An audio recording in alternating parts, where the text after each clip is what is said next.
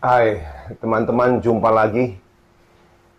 Kali ini saya ingin memberi sedikit reaksi, komentar pada dua report yang baru-baru saja muncul di media sosial mengenai vitamin D, ya. Jadi kira-kira bulan Maret dan April sampai April 2020, Profesor David Meltzer itu Professor of Medicine di University of Chicago mengadakan penelitian yaitu ada kira-kira 500 pasien, ya, ada 500 pasien yang terkena COVID-19. Dan dari 500 pasien ini dikumpulkanlah data vitamin D-nya, ya, data vitamin D-nya. Dan ternyata hasil penelitian daripada Profesor David Meltzer ini diangkat di JAMA Network.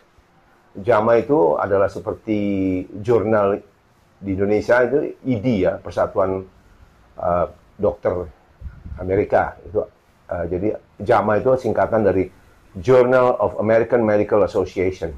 Mereka punya JAMA Network untuk online, untuk di YouTube, ya. Dan penelitian Prof. David Meltzer ini ditayangkan di JAMA Network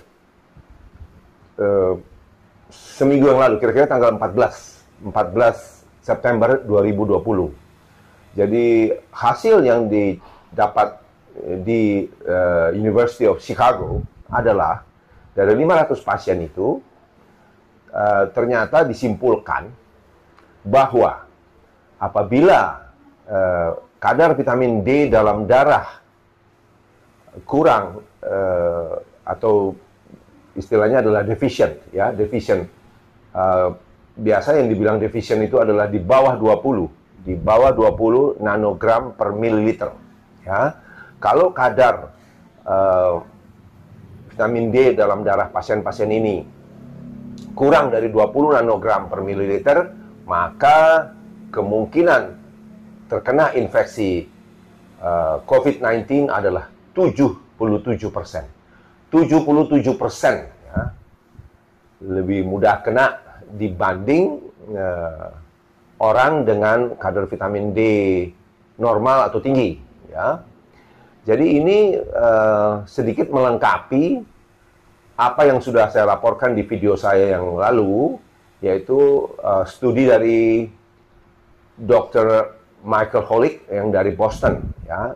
Karena Michael Holick yang juga dipublikasikan di online tanggal 16 September 2020 menyimpulkan bahwa kalau kadar vitamin D darah Anda normal atau tinggi, itu akan mengurangi kemungkinan infeksi COVID-19 sebanyak 54%. Jadi singkatnya, David Meltzer dari Chicago mengatakan kalau vitamin D darah Anda rendah, defisien, maka Anda kemungkinan kena COVID-19 77% lebih besar daripada orang yang kadarnya tinggi.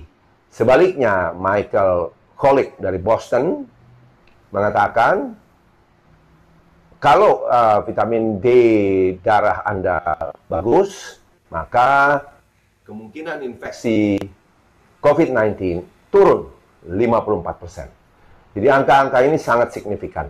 Pesan saya terhadap kedua video ini adalah, sementara tidak ada obat yang pasti untuk COVID-19, ya, vaksin pun masih simpang siur. Bahkan yang terakhir saya dengar vaksin yang dari Rusia itu ditarik dari peredaran. Karena semua pihak sekarang berlomba-lomba menghasilkan vaksin terlebih dahulu. Jadi kepingin menjadi orang pertama yang menghasilkan vaksin, sehingga kadang-kadang safety-nya dilupakan. Ya, jadi menurut saya jangan terlalu berharap dulu. Kemudian fakta lain yang perlu diingat adalah COVID-19 will stay with us for a very long time. Ya, kapan selesai kita tidak tahu. Karena itu ikuti protokol pemerintah, yaitu cuci tangan, masker, dan social distancing, jaga jarak, ya, jangan kumpul-kumpul. Selain itu, perbaiki vitamin D darah Anda. Gampang kok, relatif murah dibanding segala macam obat-obat virus yang harganya mahal-mahal, dan apakah efisien? A big question mark. Begitu pesan saya, semoga teman-teman semua tetap sehat, ya, tetap beraktivitas dengan baik, karena olahraga yang terukur akan sangat meningkatkan imunitas kita. Terima kasih, stay safe and healthy. Sampai jumpa.